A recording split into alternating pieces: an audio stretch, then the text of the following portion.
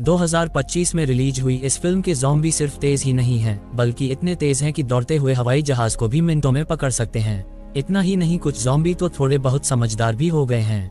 वो अपनी सूंघने की शक्ति से हजारों मील दूर दुश्मन को ढूंढ सकते हैं और इंसानों के बनाए मजबूत किले को भी तोड़ सकते हैं। अब ज्यादा बातें नहीं करते, चलिए फिल्म शुरू करते हैं। एक छोटा लड़का घर पर कार्टून देख रहा होता है कि अचानक टीवी का सिग्नल चला जाता है और स्क्रीन पर एक जरूरी खबर आने लगती है। खबर में बताया जाता है कि दुनिया भर में एक अनजान वायरस फैल गया है, जिससे संक्रमित लोग कुछ मिनटों के अंदर भयानक ज़ॉम्बी जैसे बन जाते हैं। ये वायरस बहुत तेजी से फैलता है और कई शहर तबाह हो चुके हैं। लड़का ये सब ध्यान से देख रहा होता है कि अचानक ऊपर के कमरे से आवाज आती है। वह डरते डरते ऊपर जाकर देखता है तो पता चलता है कि ये उसकी बड़ी बहन का मजाक था। तभी उनके पिता का वीडियो कॉल आता है, जो बाहर ड्यूटी पर हैं। वो अपनी पत्नी और बच्चों को शहर से दूर अपने रिश्तेदारों के घर जाने के लिए कह रहे हैं, क्योंकि इस शहर में भी ज़ॉम्बी वायरस फैल गया था। छोटी लड़की एबी अपने पिता के हाथ में अपना बनाया हुआ लकी ब्रेसलेट देखकर मुस्कुराती है। उधर माँ ने सामान पैक कर लिया है। बाहर से लगातार चीखने की आवाजें आ रही हैं, इसलिए वह एक पल भी बर्बाद नहीं करती और अपने दोनों बच्चों को लेकर घर से बाहर निकल जाती है। जैसे ही वे कार में बैठने वाले होते हैं, अचानक एक ज़ॉम्बी माँ को पकड़ लेता है। एबी तुरंत कार के नीचे छिप जाती है और अपनी आंखों से अपने छोटे भाई को ज़ॉम्बी के हाथों मरते हुए देखती है। छोटी लड़की डर से कांप रही होती है और तभी देखती है कि उसकी माँ भी एक बेजान ज़ॉम्बी बन चुकी है और उसकी तरफ बढ़ रही है। ठीक उसी वक्त कुछ गोलियों की आवाज आती है और एक अंकल फरिश्ते की तरह आकर एबी को बचा लेते हैं। बाद में वह लड़की को कान बंद करने के लिए कहते हैं और उसके ज़ॉम्बी बन चुके छोटे भाई को भी गोली मार देते हैं। अब इसके बाद 10 साल बीत चुके हैं और ज़ॉम्बी वायरस के कारण इंसानी सभ्यता पूरी तरह से बर्बाद हो चुकी है। कभी शानदार दिखने वाले शहर अब खंडहर बन चुके हैं। छोटी लड़की एबी अब बड़ी हो गई है और अंकल कैशियस ने ट्रेन करके उसे एक जंगल की योद्धा बना दिया है।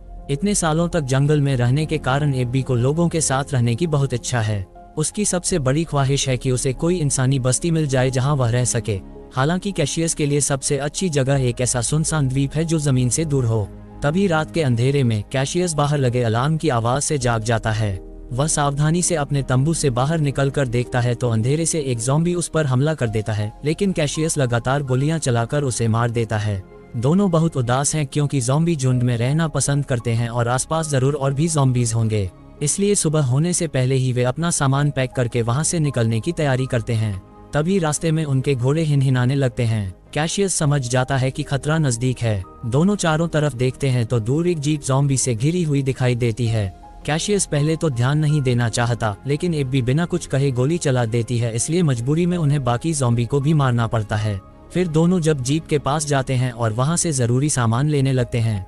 कैशियस मरे हुए आदमी के जूते ले लेता है और जैसे ही वो उन्हें पहनता है, उसे कार के अंदर से वॉकी टॉकी की आवाज सुनाई देती है। पता चलता है कि मरे हुए लोगों के और भी साथी हैं। कैशियस तुरंत वहां से निकलना चाहता है, लेकिन अगले ही पल कुछ एसयूवी गाड़ियां तेजी से आती हैं और बहुत सारे हथियारबंद लोग उन्हें घेर लेते हैं। कुछ लोग कैशियस के उतारे हुए जूते ढूंढ निकालते हैं, जिससे उन्हें लगता है कि इन्होंने ही इनके साथियों को मारा है।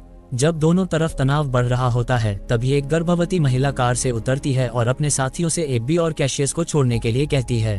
तभी काला घोड़ा फिर से चेतावनी देता है और अगले ही पल दूर जंगल से दहाड़ने की आवाज आती है। बहुत सारे ज़ॉम्बी बाढ़ की तरह चारों तरफ से घाटी की दीवारों की तरफ बढ़ने लगते हैं। लोगों के पास भागने का वक्त नहीं होता, इसलिए वे हथियार निकालकर वहीं मुकाबला करते हैं। एक महिला ज़ॉम्बी में सोचने की शक्ति थी और वो अपने साथियों को लड़ते हुए देख रही थी। बचे हुए लोगों के पास छिपने की कोई जगह नहीं होती और जल्द ही उनकी संख्या कम होने लगती है। एक मजबूत आदमी बदकिस्मती से ज़ॉम्बी के काटने का शिकार हो जाता है। वह खुद को गोली मारना चाहता है, लेकिन गोलियां खत्म हो जाती है। तभी एबी गर्भवती महिला को पकड़कर जीप में बैठाती है। कैशियस लड़ते हुए पीछे हटता है और उस समझदार महिला ज़ॉम्बी को मार देता है। फिर वह तेजी से गाड़ी चलाकर ज़ॉम्बी के झुंड से बाहर निकल जाता है। एक काले चेहरे वाला ज़ॉम्बी उस मरी हुई महिला ज़ॉम्बी को देखकर ऐसे दहाड़ता है कि जैसे उसकी पत्नी मर गई हो। उधर कैशियस गर्भवती महिला और उसके पति को ज़ॉम्बी से बचाकर ले जाता है। पूछने पर पता चलता है कि ये बचे हुए लोग शिपटाउन नाम की एक सुरक्षित जगह पर जाना चाहते थे। ये सुनकर एबी बहुत खुश होती है, क्योंकि यही तो वह जगह है जहां वह हमेशा से जाना चाहती थी। दिशा तय करने के बाद कैशियस गाड़ी चलाने वाला होता है कि गाड़ी बीच रास्ते में खराब हो जाती है। गर्भवती महिला का पति नीचे उतरकर अपना परिचय देता है। उसका नाम डेविड है और वह एक मैकेनिक है, लेकिन पार्ट्स की कमी के कारण वह इस गाड़ी को ठीक नहीं कर पाएगा। मजबूरी में कैशियस और बाकी लोग पैदल ही आगे बढ़ने का फैसला करते हैं। वे पहाड़ी रास्ते से सीधे आगे बढ़ते हैं और जल्द ही एबी के जन्म स्थान के शहर पहुंच जाते हैं। यहाँ ऊंची इमारतें अभी भी खड़ी हैं, लेकिन हर तरफ मौत की शांति छाई हुई है। कैशियस एक खुली जगह वाली इमारत ढूंढता है और वहीं रात बिताने का फैसला करता है। आसपास कोई खतरा नहीं है, ये पक्का करने के बाद वे आग जलाकर खाना बनाते हैं। एबी उस शिपटाउन नाम की जगह के बारे में बहुत उत्सुक है। गर्भवती महिला ने पहले ही वायरलेस से उनसे संपर्क कर लिया था। जैसा कि नाम से पता चलता है, शिपटाउन कई बड़े जहाजों को जोड़कर बनाया गया है।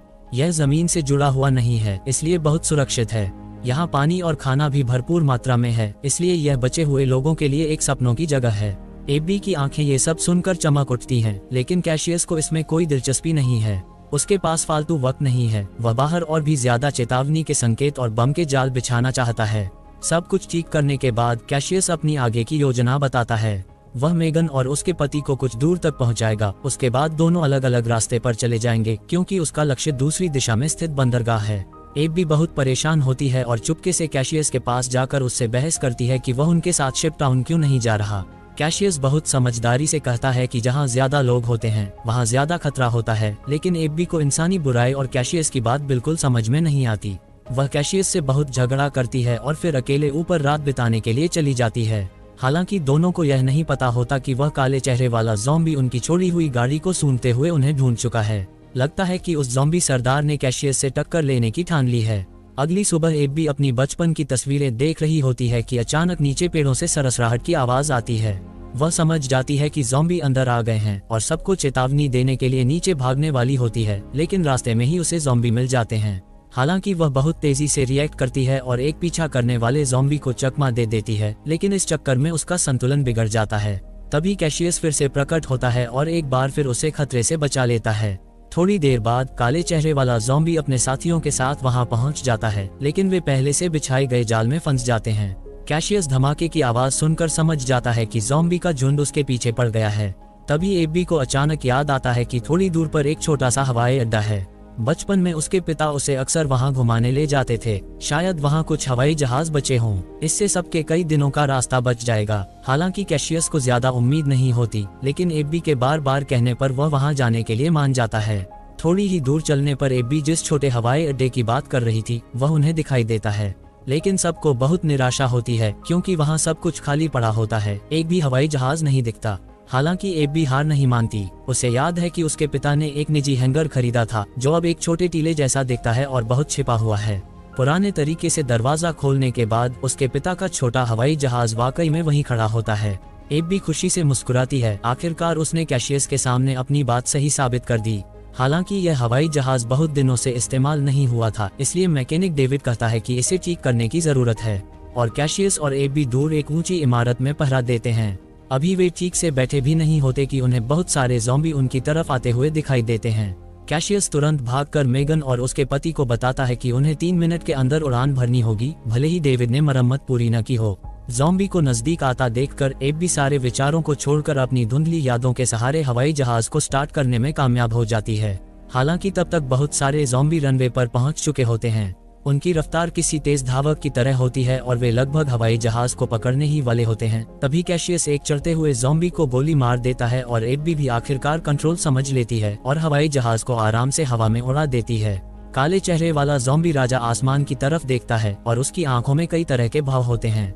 हवाई जहाज में बैठे सभी लोग बहुत खुश हैं क्योंकि वे जल्द ही सीधे शिपटाउन पहुंच जाएंगे। लेकिन अगले ही पल हवाई जहाज के पिछले हिस्से से धुआं निकलने लगता है और फिर वह सीधा जमीन पर गिरने लगता है। शुक्र है कि वे काफी भाग्यशाली हैं। हवाई जहाज ज्यादा ऊंचाई पर नहीं था और कई बार टकराने के कारण उसकी गति धीमी हो गई थी। चारों लोगों को सिर्फ हल्की चोटें आती हैं, लेकिन हवाई जहाज अब इस्तेमाल करने लायक नहीं बचा था। उन्हें पैदल ही आगे बढ़ना होगा। चलते चलते वे एक सुनसान रेलवे स्टेशन पर पहुंचते हैं। आसपास कोई ज़ॉम्बी नहीं है। ये पक्का करने के बाद कैशियस वहीं रात बिताने का फैसला करता है। बंदरगाह और शिपटाउन पहाड़ के दूसरी तरफ हैं। वे चारों कुछ दूर तक साथ चल सकते हैं। अपनी गर्भवती पत्नी को देखने के बाद डेविड अकेले एक डिब्बे में चला जाता है। वह अपनी पैंट की टांग ऊपर करता है और एक भयानक निशान दिखाता है। दरअसल उसे कुछ दिन पहले ज़ॉम्बी ने काट लिया था। डेविड जानता है कि वह जल्द ही ज़ॉम्बी बन जाएगा, इसलिए खुद को गोली मारना चाहता है, लेकिन अपनी होने वाली पत्नी के बारे में सोचकर वह ये विचार छोड़ देता है। अगली सुबह कैशियस को डेविड में कुछ अजीब लगता है। वह मौका देखकर उसकी पैंट की टांग ऊपर करता है और ज़ॉम्बी के काटने का निशान देख लेता है। हालांकि आगे चल रही एबी उसे जल्दी करने के लिए कह रही होती है, इसलिए वह डेविड को वहीं मारने का इरादा छोड़ देता है। चलते चलते रात हो जाती है और आगे उन्हें अचानक एक फार्म हाउस दिखाई देता है। कैशियस चुपचाप बंदूक निकालकर आगे बढ़ता है। तभी दरवाजे पर लगे स्पीकर से अचानक चेतावनी की आवाज आती है। अंदर किसी के होने की पुष्टि होने पर एबी शांति से आगे बढ़कर कहती है कि उसकी कोई बुरी मंशा नहीं है। उन्हें पता चलता है कि उनके साथ एक गर्भवती महिला है तो घर के मालिक का शक दूर हो जाता है। सारे हथियार जमा करने के बाद बूढ़ा आदमी मेहमान नवाजी से सबको घर के अंदर बुलाता है। उन्होंने यहाँ सोलर पावर और बारिश के पानी को फिल्टर करने का सिस्टम लगाया हुआ था। एबी आखिरकार गर्म पानी से नहा पाती है। स्वादिष्ट रात का खाना खाने के बाद कैशियस अपने लैपटॉप को चार्ज करता है। उसमें उसकी पत्नी के साथ उसकी तस्वीरें हैं, जिनमें से एक उसकी पत्नी के गर्भवती होने के वक्त की है। तस्वीरें देखने के बाद कैशियस मेगन के पास जाता है और कहता है कि उसने अपना इरादा बदल दिया है। वह पहले उसे शिप टाउन पहुंचाएगा, फिर एबी के साथ बंदरगाह की तलाश करेगा। तभी घर का मालिक सबको शराब देता है और इतने दिनों बाद सबको आराम से बैठकर बातें करने का मौका मिलता है। लेकिन बातें करते करते उन्हें कुछ गड़बड़ लगती है। घर का मालिक कहता है कि ज़ॉम्बी इंसानी विकास का अगला चरण है। वे सबसे बड़े शिकारी हैं, इसलिए उन्हें पृथ्वी पर राज करना चाहिए, जैसे इंसानों ने पहले लालच में आकर दूसरे जानवरों का शिकार किया था। ये सुनकर सब चौंक जाते हैं। सिर्फ डेविड को अपनी तबीयत ज्यादा खराब लगती है और वह बाथरूम में जाता है। उसके शरीर में वायरस पूरी तरह से फैल चुका होता है। जब डेविड वापस हॉल में आता है तो देखता है कि कैशियस और बाकी दोनों बेहोश पड़े हैं। घर का मालिक तुरंत अपने हाथ में पकड़े हुए एक डिवाइस का बटन दबा देता है। डेविड को अचानक बहुत कमजोरी महसूस होती है और वह जमीन पर गिर जाता है। जब डेविड फिर से उठता है तो देखता है कि उसे और उसके साथियों को लटका दिया गया है। दरअसल घर के मालिक ने शराब में बेहोशी की दवा मिला दी थी और वो आदमी असल में एक साइंटिस्ट था। कई सालों के रिसर्च के बाद उसने एक खास डिवाइस बनाया है जो कम फ्रीक्वेंसी वाले सिग्नल से ज़ॉम्बी के व्यवहार को कंट्रोल कर सकता है। और जाल में फंसे कैशियस और बाकी लोग उसके एक्सपेरिमेंट के सामान हैं। ये सब कहने के बाद साइंटिस्ट पीछे पिंजरे का दरवाजा खोलता है। उसमें उसकी पत्नी बंद है जो पहले ही ज़ॉम्बी बन चुकी है। वह स्विच घुमाकर देखता है तो ज़ॉम्बी सच में कैशियस पर हमला कर देती है। लेकिन डेविड वायरस की ताकत से रस्सी तोड़ देता है और डिवाइस के कंट्रोल को भी अनदेखा करके बंधे हुए कैशियस और बाकी लोगों को बचा लेता है। घर का मालिक खतरा भांपकर तुरंत भाग जाता है और जल्द ही आंखों से ओझल हो जाता है। कैशियस अब और वहां नहीं रुकना चाहता। वह बाहर एक गाड़ी ढूंढता है और सबको लेकर घने जंगल की तरफ निकल जाता है। लेकिन घर का मालिक इतनी आसानी से हार मानने वाला नहीं है। वह अपने डिवाइस से ज़ॉम्बी के झुंड को कंट्रोल करके उनका पीछा करवाता है। कैशियस गाड़ी की स्पीड बढ़ाता रहता है, लेकिन आगे का रास्ता बंद था। अब उनके पास बाइक से भागने के अलावा कोई चारा नहीं है। डेविड जानता है कि उसके पास ज्यादा वक्त नहीं है, इसलिए वह पीछे रहकर ज़ॉम्बी को रोकने का फैसला करता है। अपनी पत्नी से कुछ बातें करने के बाद वह हिम्मत करके ज़ॉम्बी के झुंड में घुस जाता है। हालांकि इससे ज़ॉम्बी का पीछा सिर्फ थोड़ी देर के लिए ही रुक पाता है। कैशियस मेगन को गोद में लेकर लड़ते हुए पीछे हटता है। जब ज़ॉम्बी उन पर पहुंचने ही वाले होते हैं तो उन्हें अचानक एक इंसानी चौकी दिखाई देती है। एब भी समझ जाती है कि यही शिप टाउन है। चौकी के पहरेदार आवाज सुनकर तुरंत अपनी बंदूकें निकालकर हमला करने वाले ज़ॉम्बी को मारना शुरू कर देते हैं। काले चेहरे वाला ज़ॉम्बी अपने साथियों को आगे बढ़ने से रोकता है क्योंकि आगे पानी का रास्ता है और वे उसे पार नहीं कर सकते। थोड़ी देर बाद कैशियस और बाकी लोग नाव से कैंप के बीचों बीच पहुंच जाते हैं। मेगन की डिलीवरी होने वाली थी और उसे तुरंत इलाज की जरूरत थी। अच्छी बात यह है कि यहाँ डॉक्टर और अस्पताल की सुविधा है। अगली सुबह दोनों इस कैंप का पूरा नजारा देखते हैं। कई बड़े जहाजों को जोड़कर जमीन से दूर एक बहुत बड़ा प्लेटफॉर्म बनाया गया है और कैशियस आखिरकार कैंप के इंचार्ज से मिलता है। वह दोनों का यहाँ रहने के लिए स्वागत करता है, लेकिन कुछ नियमों का पालन करना जरूरी है। कैशियस बिना कुछ सोचे वहाँ से मुड़ जाता है। उसे लगता है कि सुनसान द्वीप पर रहना ही ज्यादा अच्छा है, लेकिन एब्बी ने यहीं रहने का फैसला कर लिया है। उसे अपने हमउम्र साथियों के साथ रहने की बहुत इच्छा है। इसी बात पर दोनों में बहुत झगड़ा होता है। तभी डॉक्टर आता है और बताता है कि मेगन ने एक बेटी को जन्म दिया है, लेकिन खून ज्यादा बहने के कारण वह शायद ज्यादा दिन नहीं जी पाएगी। कैशियस का मन उदास हो जाता है और वह तुरंत अस्पताल के कमरे में भागता है। मेगन बहुत कमजोर हो चुकी है और वह अपनी नवजात बेटी को कैशियस को सौंपना चाहती है और चाहती है कि वह भी एब्बी की तरह बड़ी हो। कैशियस अपनी मरी हुई पत्नी के बारे में सोचकर आखिरकार मेगन की बात मान लेता है। वह जानता है कि अब उसके कंधों पर एक और जिम्मेदारी आ गई है। उधर एब्बी एक हैंडसम लड़के के साथ घूमकर पहली बार बहुत मजा करती है। उसने कभी सोचा भी नहीं था कि इतने सारे लोग एक साथ बैठकर शराब पी सकते हैं और खूबसूरत संगीत पर जमकर नाच गा सकते हैं। इसलिए उसका यहीं रुकने का इरादा और भी पक्का हो जाता है। मस्ती के बाद एब्बी गलती से उस हैंडसम लड़के को चुपके से एक केबिन में जाते हुए देख लेती है। वह उत्सुक होकर अंदर जाकर देखती है तो पाती है कि वह केबिन तारों और बमों से भरा हुआ है। एक वायरलेस स्विच अलग से चमक रहा होता है। तभी वह लड़का भाग कर आता है और बताता है कि उन्होंने शिप टाउन के नीचे बम लगाए हैं। अगर कभी यह जगह खतरे में पड़ती है तो लोग गुप्त रास्ते से भाग जाएंगे और इसे उड़ा देंगे।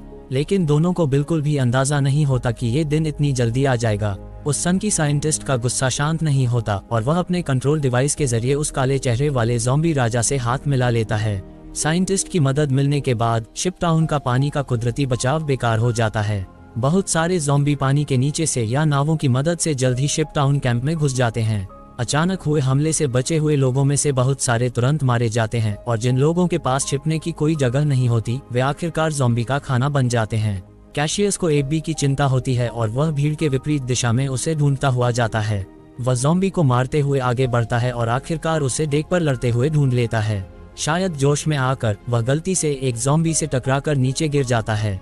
वह साइंटिस्ट जिसे बदला लेना था अब सामने आता है। आखिरकार उसे बदला लेने का मौका मिल जाता है, लेकिन कैशियस हार नहीं मानता। वह साइंटिस्ट का हाथ पकड़कर जोर से मारता है जिससे वह कमजोर डिवाइस तुरंत टूट जाता है। ज़ॉम्बी को कंट्रोल करने की ताकत खत्म होने के बाद बेचारा बुरा साइंटिस्ट जल्द ही ज़ॉम्बी का शिकार बन जाता है। अच्छी बात यह थी कि इस कैंप में पहले से ही भागने का रास्ता बना हुआ था। बहुत सारे बचे हुए लोग सुरंग के रास्ते नदी के दूसरे किनारे पर पहुंच जाते हैं। जब वे बम चालू करने वाले होते हैं तो वह हैंडसम लड़का कहता है कि रुको, क्योंकि एबी अभी भी नाव पर है। कैशियस भागते वक्त एक चप्पू से ज़ॉम्बी राजा को मार देता है। एबी गलती से उस ज़ॉम्बी के हाथ में एक ब्रेसलेट देखती है। क्या ये वही नहीं है जो उसने अपने हाथों से अपने पिता के लिए बनाया था? लेकिन लड़की के पास सोचने का वक्त नहीं होता और कैशियस उसे जबरदस्ती सुरंग में खींच लेता है। वह हैंडसम लड़का दोनों को भागते हुए देखकर तुरंत वायरलेस रिमोट दबा देता है और पूरा शिप टाउन तुरंत आग के गोले में बदल जाता है। हालांकि सबकी लड़ाई अभी खत्म नहीं हुई है। कैंप का सरदार अपनी गर्दन पकड़कर आता है क्योंकि लड़ाई में उसे ज़ॉम्बी ने काट लिया था। वायरस के फैलने से पहले ही काले चेहरे वाले ज़ॉम्बी ने उस पर हमला कर दिया। हैरानी की बात है कि ज़ॉम्बी राजा भी धमाके में बच गया था। कैशियस तुरंत आगे बढ़कर उससे भिड़ जाता है। एबी जमीन से बंदूक उठाती है और पहचान जाती है कि सामने खड़ा ज़ॉम्बी राजा उसका पिता है, लेकिन वो उसे पालने पोसने वाले कैशियस को मार रहा था। इसलिए एबी आखिरकार फैसला करती है और काले चेहरे वाले ज़ॉम्बी राजा को गोली मार देती है। आखिरकार वह अब उसका पिता नहीं रहा। कैशियस बचे हुए लोगों को लेकर दूर समुद्र में एक सुनसान द्वीप की तरफ देखता है और वे वहीं एक नई इंसानी बस्ती बसाने का फैसला करते हैं। इसमें कोई शक नहीं कि पिछली बार कैशियस ने जिस महिला ज़ॉम्बी को मारा था वह एबी की मां थी। बस यही कहा जा सकता है कि फिल्म की सारी कहानी इत्तेफाक से भरी पड़ी थी। अगर कहानी पसंद आई तो वीडियो को लाइक और कमेंट जरूर कर देना।